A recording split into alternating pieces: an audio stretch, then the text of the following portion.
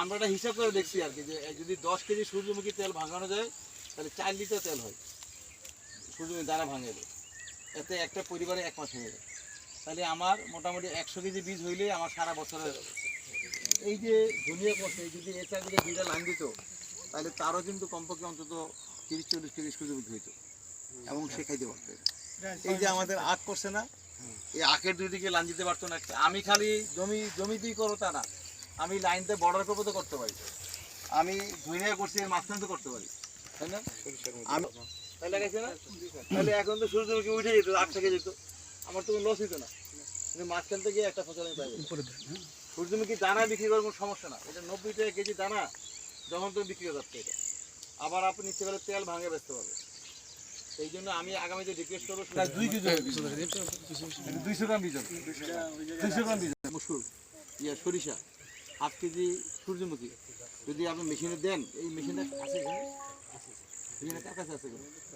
সূর্যমুখী মেশিন না না, ওই ছোট মেশিনটা যেটা ওই যে ইয়ে লেভেলে পৌরসভাতে আছে, কার কাছে আছে?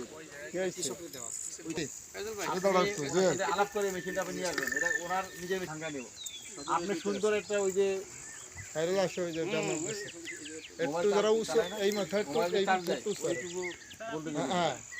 দিলে অল্প একটা হলার আছে, ওইটা যে দিলে সুন্দর দেখবেন সূর্যমুখী তেল বেরোচ্ছে। আপনি নিজে আসতে দেবেন, তেল বেরোচ্ছে।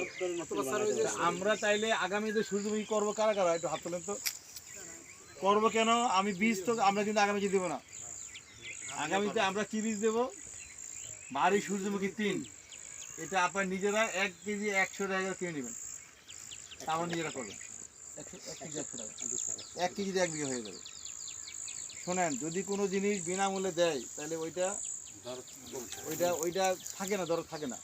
ওনাকে যদি আগামীতে দেই, এত সুন্দর করে উনি করছে না, আগামীতে করবে না, ওনাকে আগামীতে আমরা দিব না। বুঝতে পারছেন?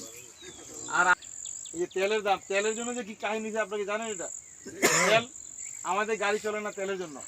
বৃষ্টি আমার দেশে হয়েছে, তাহলে কি তেলের জন্য কাহিনী হইতো? তেল আমার দেশের তেল, আমি নিয়ে যাবো এটা। এই জন্য আমার যখন সূর্যমুখী, আমার ধান গম আমার নিজের খেতে হবে, তখন আমার কারোর উপর নির্ভর করতে হবে না। আমি নিজে তখন স্বয়ংসম্পূর্ণ। লাগো তোমার তেল, আমার তেল নিজেরই বাড়িতে আছে, এই বিষয়টি মনে রাখবেন আপনার। তো যাক, ঠিক আছে, আপনাদের সবাইকে ধন্যবাদ।